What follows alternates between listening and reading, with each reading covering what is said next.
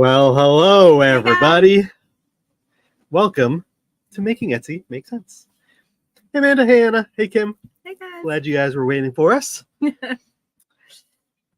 Tamara. My hand hurts. Just to start this off, Anna already says a bit humid on our side of the pond. Yeah. Here, too. Assuming you're on this side of the pond, but that's true. Here it's very humid and very warm. Hey, Brittany. Hey, Jennifer. It's the very warm one for the past couple days.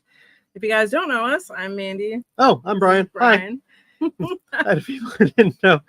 Hey, Lori's. There's two of you. Hey, Amanda. Hey, Kim. I did not add today's topics into the screen thing, so we're just gonna not have them. Yay! I could do it quickly if you want. Today we're going to be talking about. Hey, Joni. Today we're going to be talking about tanking your shop, if it's possible, what it means. A lot of people are always really worried about tanking their shop. They're afraid to do a lot of different things. It's a very common phrase, and everybody's worried about tanking their shop, and it's a lot harder to do than you think. And we're going to go over things that it's almost like part 2 to last week's about the myths. We're going to be talking about the things that people think or say or are worried about tanking their shop, but that don't actually do that, and why, and go into the kind of history and the logical common sense stuff behind it. The history. I think I have some history in there. I don't remember. Well, there might not be history. History might be like 2 weeks ago. To me, that's history. But we'll see. We'll see what it's about. Was it Florida humid? Irene says, "Was it Florida humid?" Referring to Jennifer's. It's going to be very warm here today in Toronto. Is. It's already very warm here in Toronto. We are already starting to sweat because air conditioners are loud. My setting spray is not going to last through this. I don't know what that is, but okay. I love you. Setting spray. Setting spray. Just Etsy news. I don't know if it's really Etsy news. The app, if you're using the Etsy app, has an update. Oh. I don't know what's involved in the update, but when I tried to log in this morning, I had to update. Which also means that I had to delete some other apps off my phone to make room. And there's a few other Etsy news things that we're going to talk about at the end, and we're going to be taking questions throughout, and we might not get to it right away if you ask a question, but we're going to try to get to all the questions throughout. And yeah, that's kind of the plan. Is it a plan? Sure, it's a plan. Well, we'll call it a plan. Why not? I'm already getting shiny. Getting shiny. And we don't even have any like hot lights on. We don't have hot studio lights. We don't have anything like that. It's we blasted the AC before we got on because you guys wouldn't hear us with it on. So you just have to deal with us getting sweaty. Yeah. But we'll see what happens. Amanda said, "Did the chat stop?" Did anyone else notice the chat stop? If you're still in chat, just make a smiley or do something just so we know that everything is working. Because if stuff's not working, then that sucks. I like when stuff works. Yeah, working is good. Working's tiring. Oh, yay! The chat still works. Okay, good. All right. Thank you, guys. So today, popcorn yellow striped smile. We can't see it in the app. I don't know what that is. I don't know, but it sounds like fun. In Surrey, it's raining. You're lucky. That's 100% humidity, but like it needs to rain here in Toronto because it's just humid and it needs to break. It needs to just... There was thunder and lightning last night and it did not do squat. It did not rain. It was also thunder and lightning when I woke up at 4 a.m. And it was not raining? Was not raining. It was not raining. So it's just humid, stuck in the air, and Thanks, we're in a nature. giant cloud. We need it to rain. Okay. All right, let's do it. So, crack like this. First off is type as we go. Yeah. Okay. Why not? I could pull the keyboard over and do it, but I didn't. So the first thing that people think will tank your shop is negative reviews. The assumption is that if you get a negative review, that you're going to stop getting seen, you're going to lose visibility, that people you just won't be seen. Your tank will shop because you got a 1-star review. Your tank will shop? Is that what it said? Yeah. Oh. If you have a tank, it can shop. I don't know if you're like a video game and you have a tank that's a warrior. Anyways, yes. Reviews do not tank your shop. If you get consistently negative reviews, that will tank your shop. That will make people not want to shop with you, and that's actually how your shop tanks, of course. Your visibility will be kind of broken down because your customer and market experience score will drop.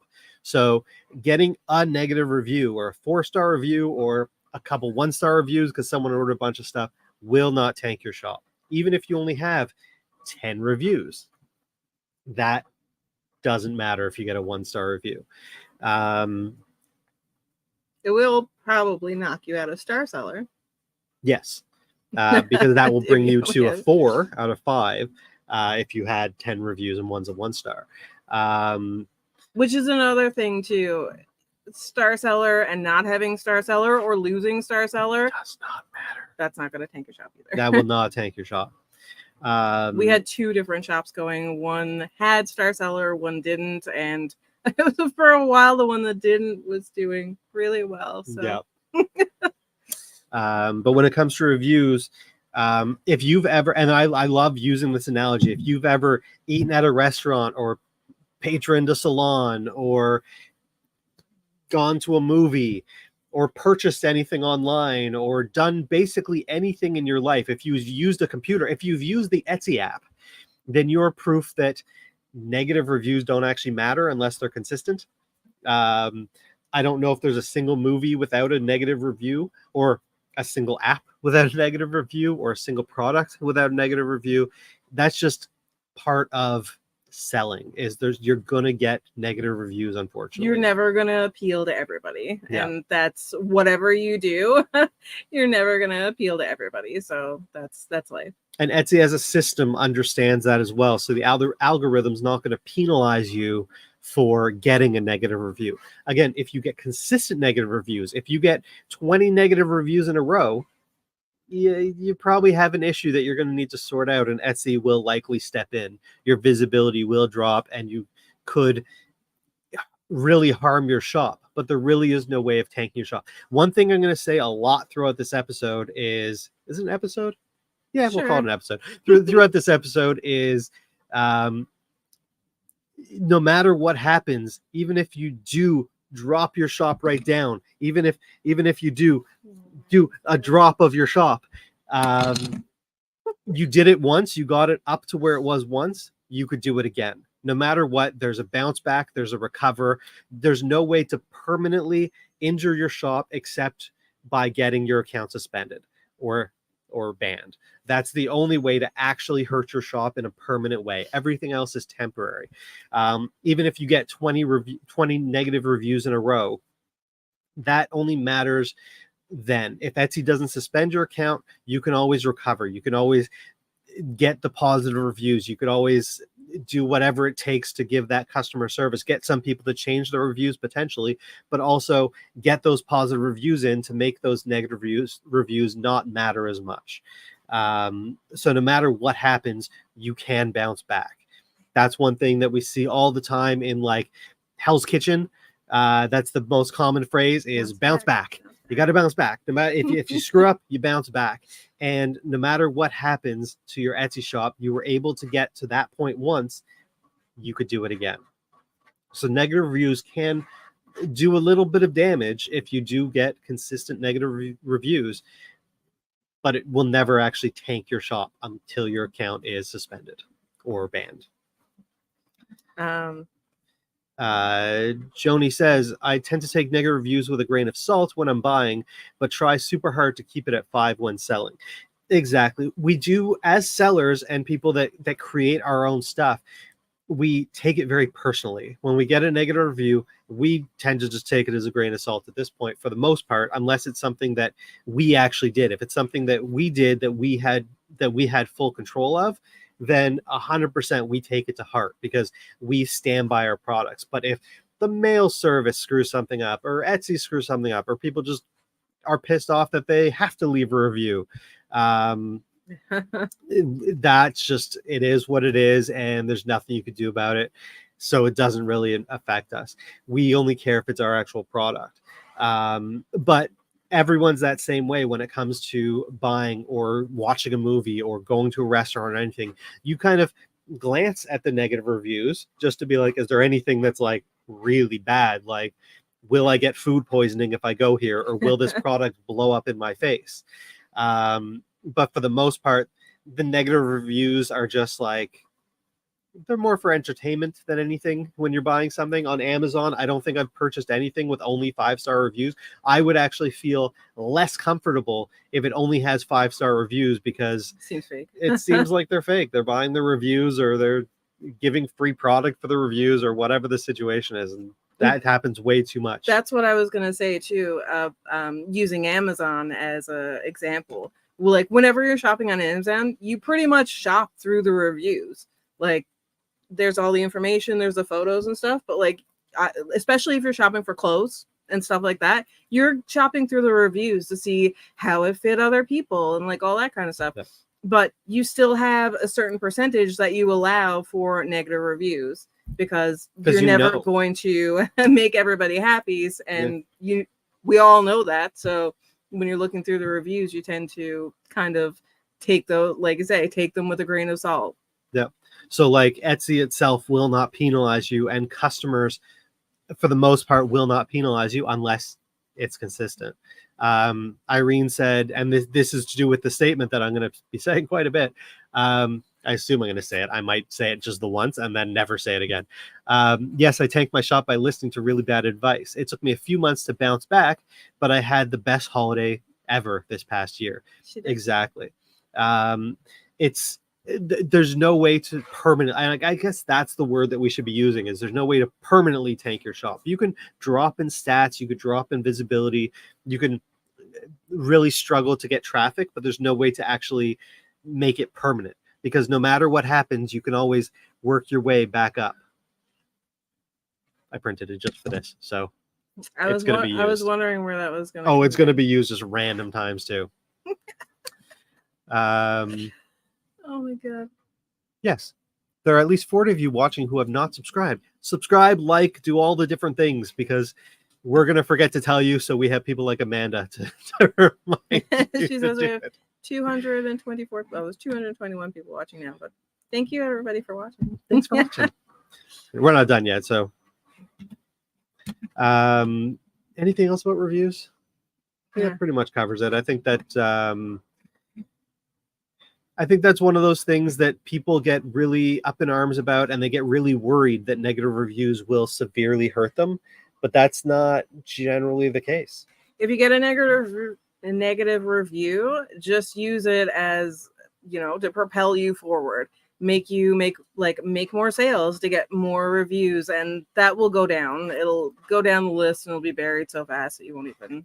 Yeah, use it as a learning experience potentially, or it could just be just someone that would never be satisfied, and it is what it is, and it disappears quickly. Reviews get buried very quickly, and Etsy doesn't care as long as it's not consistent. Just don't take it personally. That's the biggest thing about reviews. Don't take them personally. Just use it to propel yourself forward and make yourself better. Yeah, I know that we put everything into our businesses and into our shops, but we are not our shops. We are not our products. So you kind of have to disassociate a little bit when it comes to that kind of thing. Next up, vacation mode.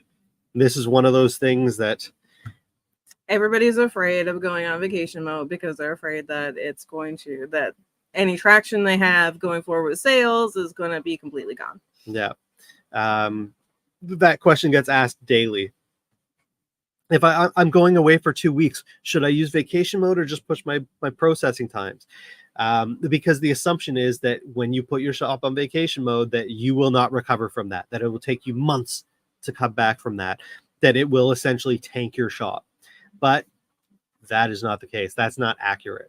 You will notice your traffic lowers because no new data was coming in while your shop was on vacation mode.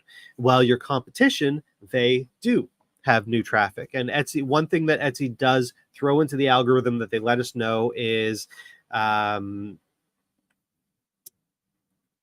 read Sharon's comment, so I wasn't paying attention to myself talking. I just watched your train of thought go right out the window. I'm here, but my mom's so a little trickier than no problem, Sharon. What was I talking about? Recency. So your competitors have recent data and you don't. That's it. That's all you need to know. The other thing about going on vacation mode, it depends on, it will help you a little bit depending on when you go on vacation mode and when your busy season is. If you're not busy in the summertime and you take a summer vacation, it's going to take you a little bit longer to come back into the fold. Yeah. If you are overrun with orders over Christmas and you decide to go on vacation mode for a few days or a week or something like that, if you come back and it's still Christmas and it's still Christmas shopping, you're going to jump right back into that. And because people are shopping and the activity is there. Yeah, we know that one from experience. Yeah. We've used vacation mode a couple times, and there is a trick to it. You don't have to do it this way. This is just the way that we do it. But if you just go on vacation mode, you're gone for 2 weeks, you come back, you haven't had any traffic for 2 weeks now, you have to kind of claw your way back up. Etsy has to understand that you're back. Search engines need to understand that your shop is back. Everywhere that you're getting traffic from needs to know that you're back. Your social media, they need to know that you're back. So it does take time. Customers need to know that you're back. Yeah. And that's a huge part about where social media comes in. If you have a big social media or any social media following, really, and you're going to go on vacation mode, let them know. Let them know ahead of time. Let them know that, get your orders in. We're going on vacation mode. And then, just before you come back kind of thing, let people know. If you know when you're coming back, let them know before you go on vacation that we'll be back at this time. We'll be reopening the shop this time. The date and time, get people, and that's one of the quickest ways to recover from vacation mode is let your audience know when exactly you're back. If you're reopening your shop at 7 p.m. on a Sunday, let everyone know 7 p.m. on Sunday, you're coming back. You can have a little sale for the first hour. You can potentially drop a couple new products. Yeah. Kind of give incentive to get people back into your shop because you want that traffic right away so that right when you open your shop back up, you instantly have traffic. Instantly, you have recent data. Instantly, you're getting yourself back in the fold. And that can help you recover almost instantly from that lack of traffic for 2 weeks or 3 weeks or however long you were gone. Yep. The longer you're gone, the longer there is without any traffic. So it takes a little bit more to get yourself back into the fold. But if you go on vacation mode for 2 days, that does nothing to your shop whatsoever. If you're going for a couple, exactly. If you're going for a couple weeks, it could do a little bit more. So you need to work a bit harder. So schedule social media posts to build up hype of when you're coming back and why you're gone and all that type of stuff. Just keep people in the loop and get that traffic right away. So going on vacation mode can feel like your shop has been tanked, like there's no recovering from this. And that's only true if you don't put in the effort. And it's not actually tanking your shop. It's just traffic isn't coming because they don't know you're back. So you do have to work your way back into the fold. No part of this is easy. So don't expect any part of running a business to be easy because it's not. No. Irene said, so would you say if you have a really established shop going on vacation mode might hurt you as much as a newer shop trying to establish themselves? It'll hurt you less just because you have that much more data. Etsy already knows who your target audience is, when they shop, and everything about them, and everything about your shop, and everything about your listings. So if you already have all that established, then recovering from a vacation mode takes almost nothing. A couple of years ago, there was a death in the family, and we were on vacation mode for just over a month. And we had told people when we were opening back up, and I'm pretty sure we had a couple new products at that point. Yeah, it was Easter when we came back. Yeah. So we just That's when we dropped our Easter line, straight right? into Easter. Yeah. So we were on vacation mode for a month, just over a month, unexpectedly. So it wasn't like, hey guys, in a couple weeks we're going on vacation mode. It was like we turned off our shop. Hey, now. bye. Yeah. We're gone. I don't even think we told people until like a couple days later. And we're like, oh, by the way, our shop is on vacation mode and we're going to be gone for a bit. And we were able to bounce back instantly because for the week leading up to our shop opening, we were constantly hyping our new line, constantly telling people when exactly we're opening up, and we had orders within the first 5 minutes of opening up our shop, and it that kind of snowballed into. I used it again. Maddie is here. Hi, Maddie. Hey, Maddie. Say hi to Maddie. See you in a week. Yeah, we'll see you in a week. So where was I? Yeah, so a smaller shop that doesn't have the established traffic and doesn't know what's happening yet, Etsy doesn't know what's happening yet. It takes a little bit more to get involved. You don't have as big a following. If your social media is not as big, you're not telling as many people that you're coming back, but you also didn't have as much traffic to begin with. So it's a lot easier to recover a small amount of traffic if you only had a small amount of traffic than trying to recover a huge amount of traffic if that's what you had. So really both suck and both are great. So a newer shop and an older shop do not have advantages over each other because they're going back to completely different levels. If this is your main source of income, it can be really scary to shut it down. And that's, But you have to do what you have to do. Yeah. Just pushing your processing times. If you add 2 weeks to your processing time, how will that impact the buyers? If they're not coming to your shop anyways because of the processing time, it's the exact same as being on vacation mode, except now they're not looking. Now they don't have a bad taste about your shop, assuming that it's always going to be those processing times. If they're coming directly to a listing, they're not going to see your announcement that you push the processing time. They're not going to see it anywhere else. So they're just going to assume that that's your processing time and potentially never come back to your shop. And that's kind of what you always want to do, is get people coming back to your shop. So yes and no is the answer to that question, Irene. What did Jennifer say? Jennifer said, if you go on holiday and push out your processing times, you have auto reply on. Are you safe or not? Are you safe not replying until you return? Is it just the first message needs to be responded to right away? Yes, for Star Seller, which is what would be impacted by this, the auto response is considered a response. Yeah. So if you're gone for 2 weeks and you would just push your processing time out, except that the auto responder you can only set to 5 days. You can only have it running for 5 days, and then you have to reactivate it and reactivate it. Keep customer service in mind when you're, if you were messaging a shop and you didn't hear back from them for 2 weeks, even if it said, in your message, maybe say something like, oh, we're gone from this date to this date. We will be temporarily checking messages. Please bear with us. We'll respond when we get a chance. At least that shows that you care. You're trying, and you care about your customers and stuff like that.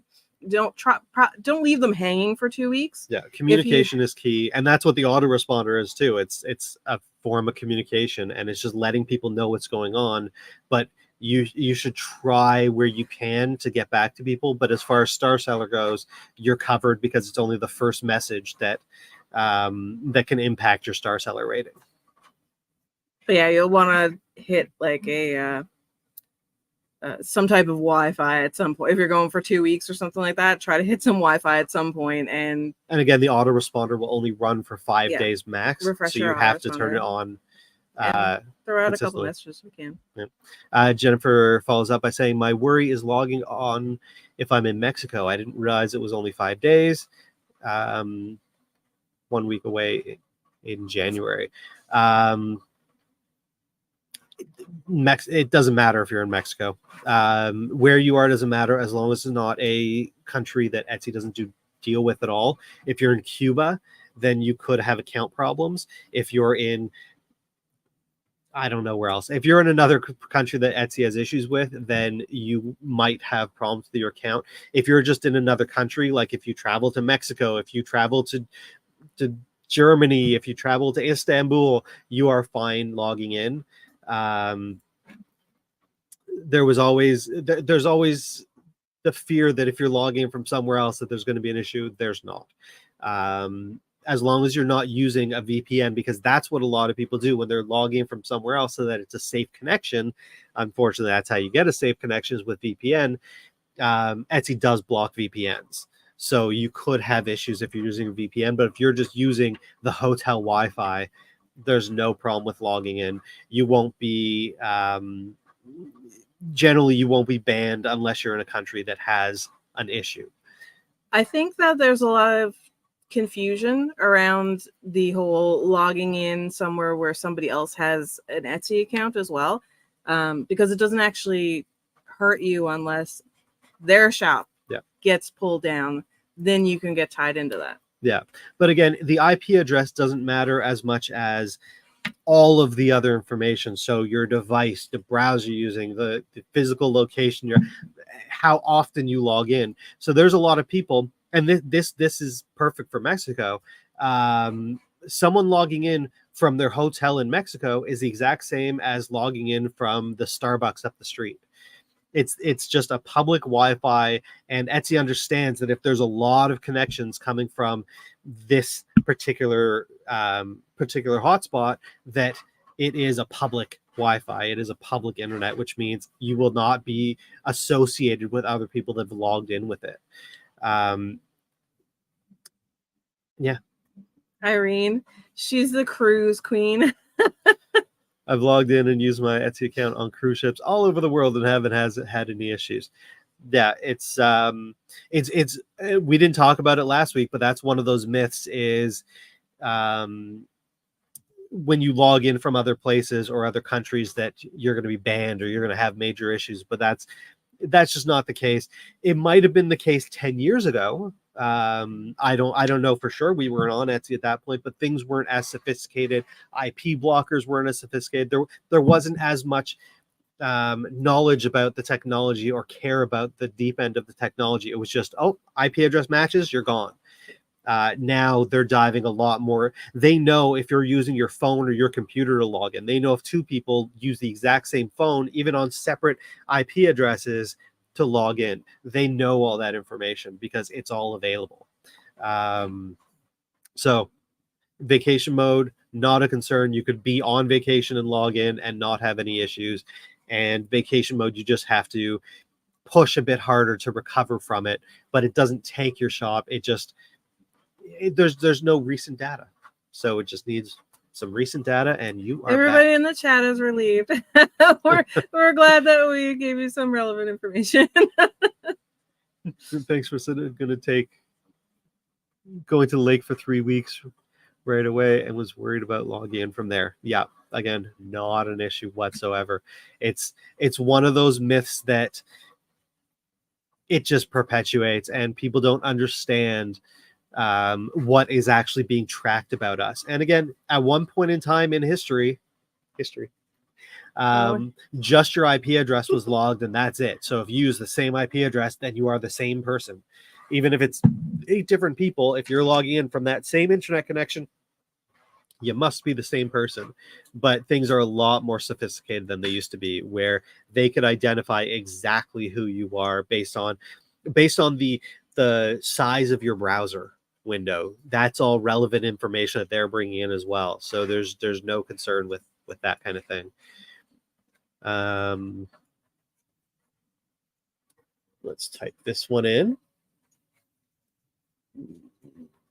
His typing face. That's my typing face. So he looks when he replies to everybody in the group. I have my keyboard over there. I could have been using it, but I didn't. I'm going to spell that right, though. Okay. Low conversion rates. So one of the other, I'm going to call it a myth that people talk about is if you have a very low conversion rate, then you're going to tank your shop. If people are coming to your shop and not buying anything, you're going to tank your shop. And that's just not true. The overall conversion rate actually means nothing when it comes to your shop. And that's what a lot of people are looking at. They're going to their stats page and seeing, oh, I'm only at 2%. I'm only at 1%. Etsy's going to stop showing me. I'm going to lose visibility. And that's not how that works. The only thing that matters with conversion rate is how a specific listing does for a specific search term. And that's it. So if you start doing really poorly for a specific search term for that listing will not be shown as much. The visibility of it and the ranking of that listing will plummet. Really making you. It's really entertaining. It's really entertaining for me. But that will not harm your shop unless that was the only listing that was getting any traction. But if it was, then it wouldn't have a low conversion rate. But even if it did have a low conversion rate and it is selling, it would still be doing well for your shop. So it would be raising and not lowering your stats. So constantly trying to props, I know. Printed that this morning. It just came up with it, and I'm like, I'm going to do that. Walked into the kitchen with it. I was like, okay, cool. It's a poking device. Oh, I should have known that that's what was going to happen. Can't poke your booty right now. So worrying about a low conversion rate on your stats, you don't have to worry about that because it just doesn't impact your shop in that kind of way. The overall conversion rate has zero impact on your shop. It will not tank your shop if your conversion rate gets too low. Otherwise, that would be penalizing a listing that goes viral. Yeah. So if you have a listing that all of a sudden you have 100,000 hits on it when you're used to getting 100, that would drop your conversion rate down to almost nothing if nobody's buying it. But Etsy's still gathering all that data, so they don't care. And because it's not linked to any specific search term, there's nowhere that it would impact the rank. So it only helps. So even if you have a low conversion rate, it doesn't matter. The reason behind it is what matters. You could have a listing that sells 100% of the time. It was shown to 10 people and sold all 10 times. That's 100% conversion rate.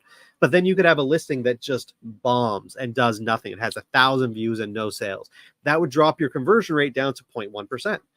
So 1%, 0.1%, 0.1%. Sure. So it's coming for you, Maddie. So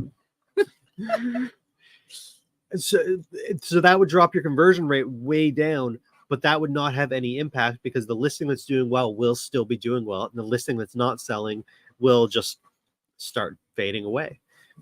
So there's not really anything that you have to be concerned about when it comes to a low conversion rate. I'm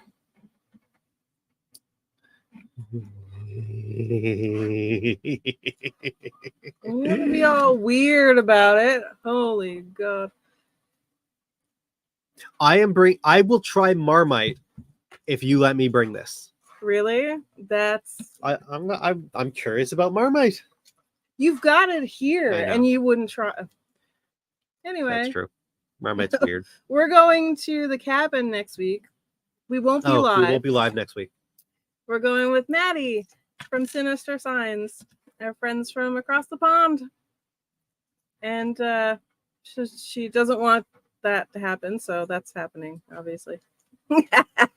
If I remember. If I can find it in a week. But yeah, we won't be live next week. Potentially. Brian's a workaholic and Brian still wants to do a live, and I would like to relax. So we'll find out. It'll be based on the internet capability at the cabin. We will see. It is out in the middle of nowhere, so it'll probably be Brian saying hi to you guys with me with a drink in my hand in the background. So we'll see. Yeah, we'll see. Next week there might be us. We'll let you know closer to the we might check in to say hi. We might check in to say hi. Open. Guys, we made a new one. Like a little pumpkin man. It's not pumpkin. Oh, you can see his face. Look how cute he is. You can go right up to the camera. Go right up. Yeah, but then it's gonna make us all blurry. No, because I have focus set to auto. He'll be blurry. Yeah, whatever. Why can he be blurry? I need a fidget toy. That's the other reason that this exists is we'd like to fidget, and You got a duck. I got a duck.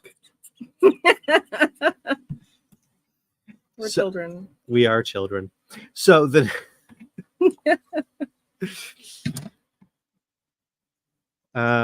know Etsy? Yay!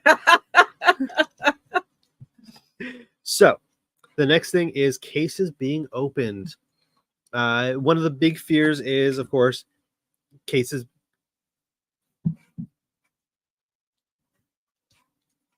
We like it's only a year. I think it's only a UK Maddie's thing. very mad that you just admitted that you haven't tried what she sent you. Just Haven't saying. you sent it to her? So just say No, her name was on the It box. was addressed to us. Was it? I'm pretty sure. Oh, now I feel bad. See? I don't really. Mermaid's just not a thing here, so I haven't tried it. I don't like beer, so it's It's true. Yeah, it's the kind of shavings off the beer or something like that. Maddie, are you bringing it for your toast? We have it here if you're not bringing any. But cases being opened. So cases being opened will not take your shop depending on the reason for the case. And one of the big reasons why this is important now is for the Etsy Purchase Protection Program, for the buyer to get a refund, they need to open a case for the item not being received or the item being damaged or whatever the reason is.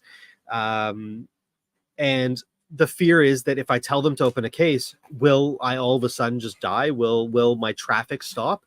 And will my shop die? Not me. Well, we are our shop. YouTube doesn't like these words. Will my shop unalive itself?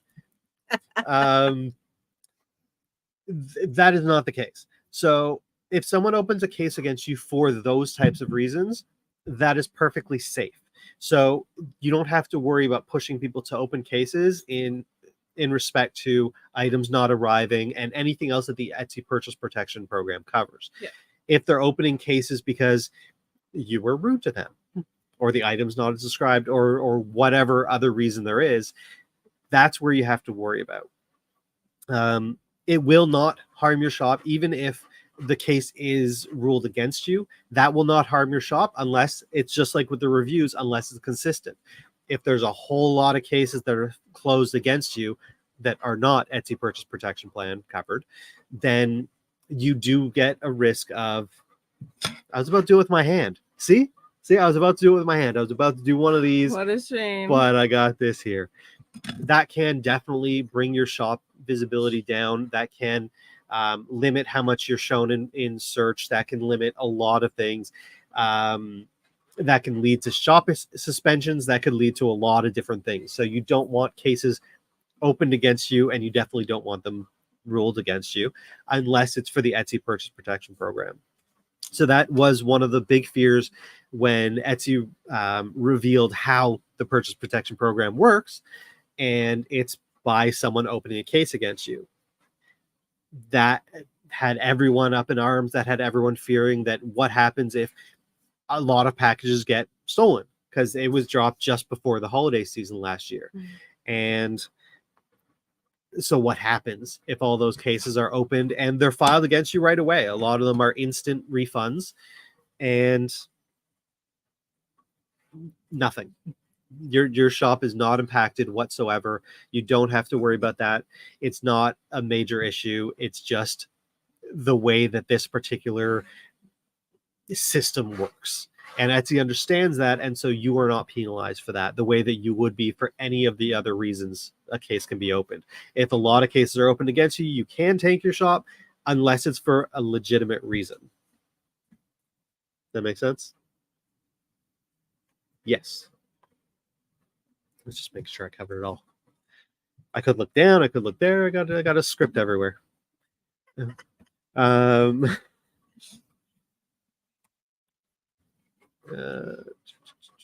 You're so cute.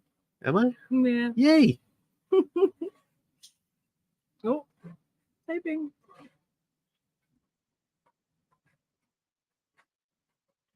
That's close enough. Close enough. It's close enough. There's a lot more detailed on my paperwork here. Like you don't have a tape to you can copy and paste it. You're not even doing that. I could have had it on this screen. I could have done anything. So unprepared. I'm schwitzing here. Like it's just gonna happen. that I'm just like not thinking straight. I'm just marinating in my own juices now. It's hot.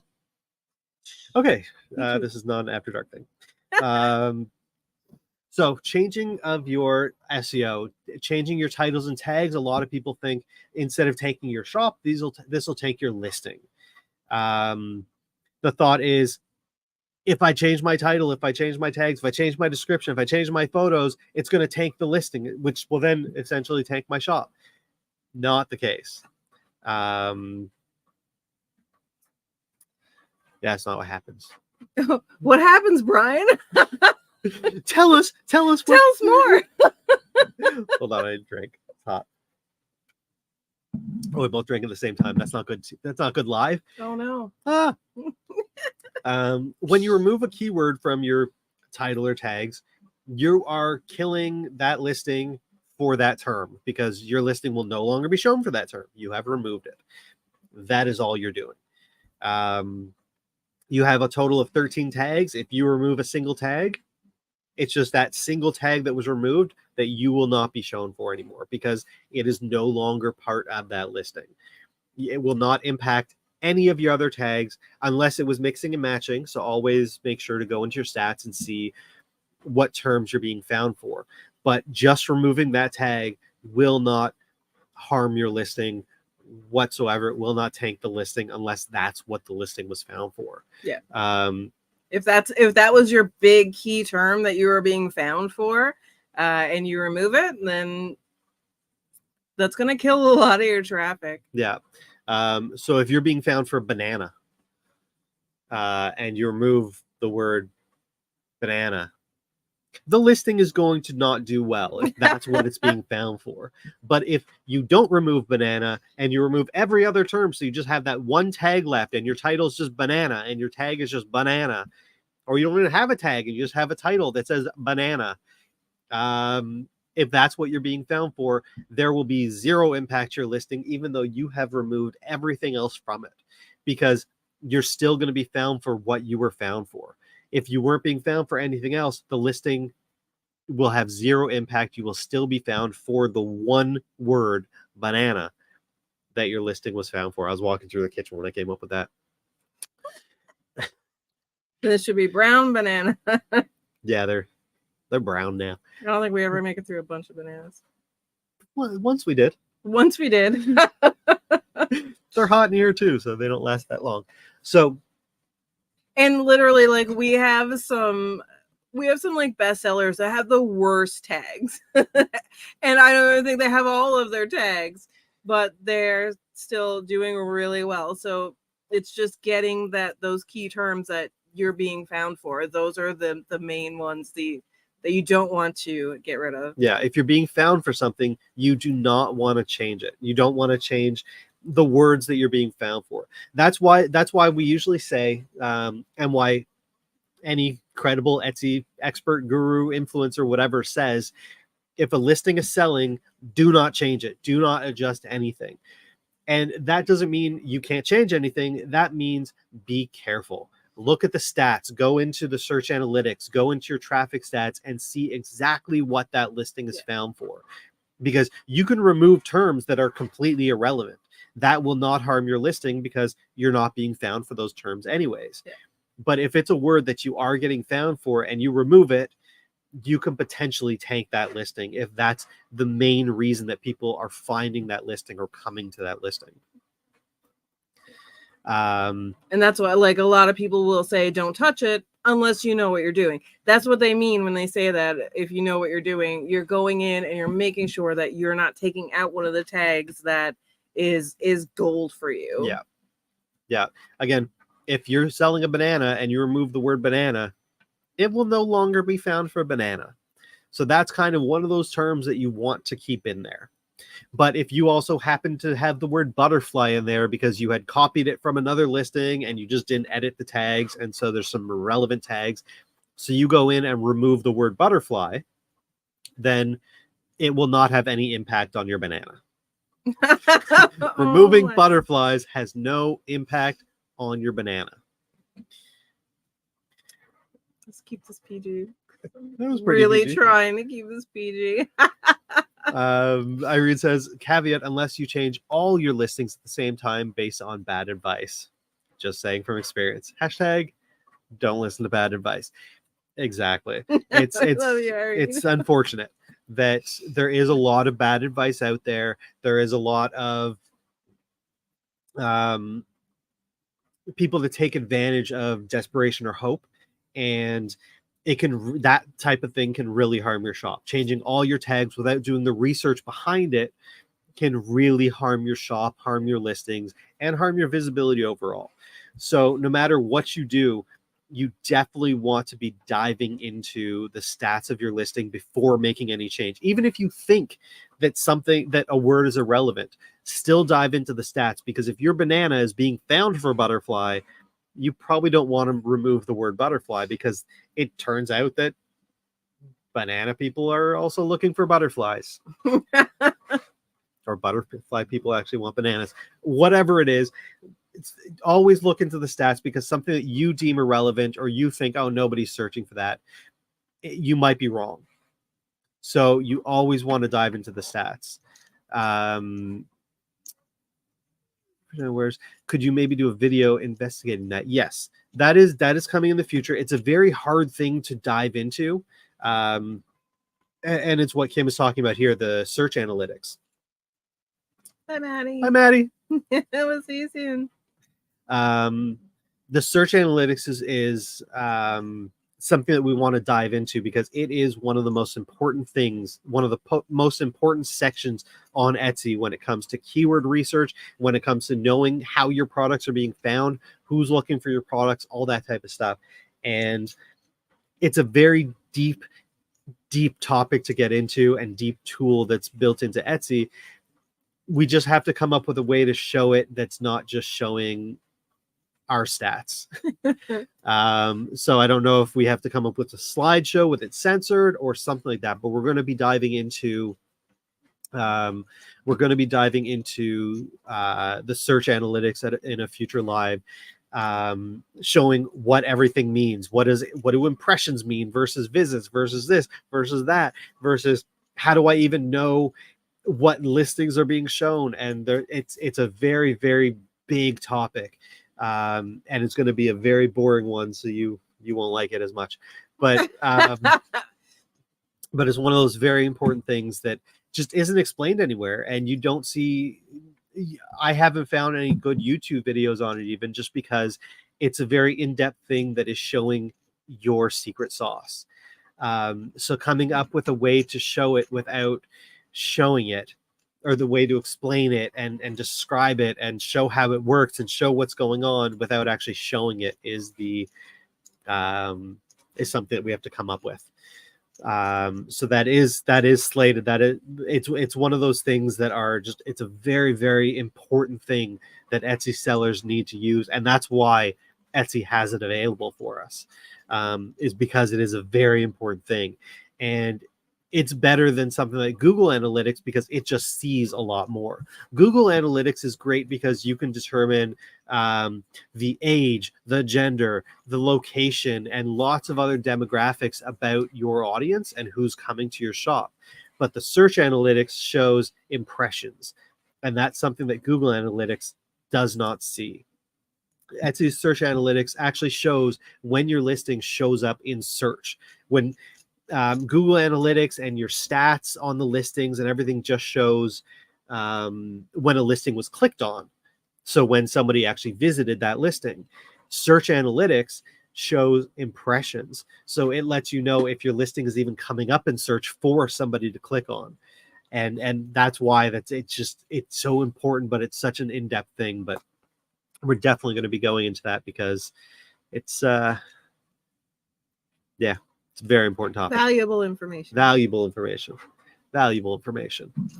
So you can use my sense.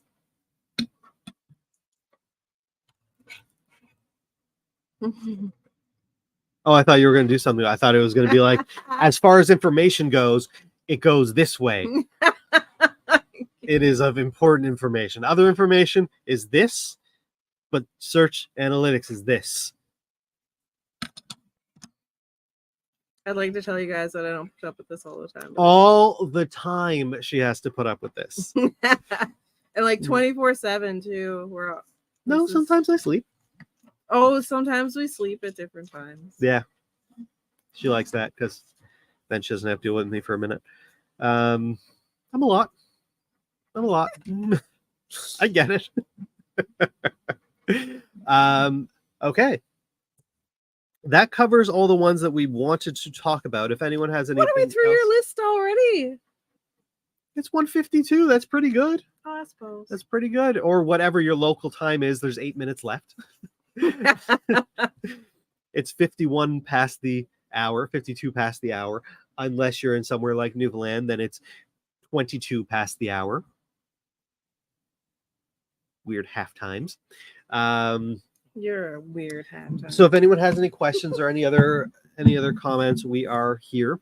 Those are kind of the big ones that we found people are worried about taking their shop.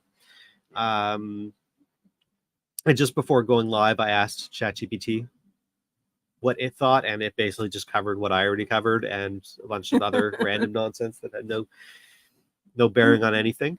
So it did not add anything to my list, unfortunately. I like when it does. But yeah, so basically, it's impossible to take your shop. If you did something to harm your shop, you can always recover. You can always bounce back. There's nothing that's permanent. Unless you get your shop shut down, unless you're suspended, unless you have other issues such as that. If it's just something that you did to your listings, if you harmed your listing, if you did whatever you did, then you can always bounce back. If you made it there in the first place, you can get there again. Like Irene said. Scrolling. No, not that one. Not that one. That one. Yes, I tanked my shop by listening to really bad advice. It took me a few months to bounce back, but I had the best holiday ever the past year. You could do a little. Oh, that's easy. I didn't know that was possible. Oh, we started. Yeah, you can put a star. Irene asks, why are your printers not running right now behind you? Because you have so many sales to make. We had a product go viral, and then a week and a half later it went viral again. And you can see the prints are actually done. I just didn't want to restart them while we're live for noise reduction and for heat reduction. Because without an AC running, without any ventilation whatsoever, it's hot. It's hot, and the printers just generate heat. They're just sitting. They're just hot. So we do have a couple running. There's not a camera. There's not a camera, but those ones are running, and the one behind Mandy's head is running. But we have them kind of quieted down right now. But yeah, we going viral. Highly recommended if you don't like sleep. We said at 98 packages this morning. We were 2 short of 100. And many, many more to go. Many more to go. Which another thing that people do fear is putting to go with the vacation mode, putting your processing time a lot longer than expected. Oh yeah. That is something that we did now just because we have to catch up and because we're going away next week. And it did not slow down orders, did it? Not at all. I think it made them pick up. So if you want orders to pick up, push your processing time. Expert advice says make your processing time 12 weeks and you will make all of the sales in the world. It's not only that, we raised the prices too and still didn't do anything. That did Didn't do nothing. squat. Um, Which means we should have raised our prices a long time ago. But anyway. but probably. So don't fear raising your processing times because you still need to be able to produce what you need to produce. This happens a lot during the holidays is you want to satisfy everyone and get your stuff out right away. And unfortunately, if you start falling behind and your processing times are 1 to 2 days and you start falling behind, by the time you decide to make that change on your processing times, You're already effed. you're already effed. And then you have a lot of orders that are going out slightly later. That is something that was on my list and I removed it. If you don't send orders out on time, that will not tank your shop. That could impact your customer market experience score, especially if people are leaving negative reviews or opening cases because the order hasn't been shipped yet, that kind of thing. But just shipping products late, it can impact your star seller, but will not impact your shop in general. So you don't have to worry about pushing your process, like push your process. But try not to do it because it's really not a good business practice at all. No, because a lot of it is about customer service and not telling your customer, "Hey, I'm going to be shipping your package late," is not a good look. We do have a pickup order and another combined order that are overdue right now. That has no impact on your shop unless the customer's upset and starts messaging Etsy. The last time this is a repeat customer. The last time that they ordered, it was 3 months.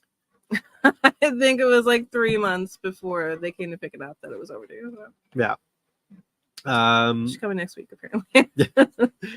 Amanda says, maybe ask what went viral, please. It was a garden item. And just to be clear, we went viral within our niche, which is not huge.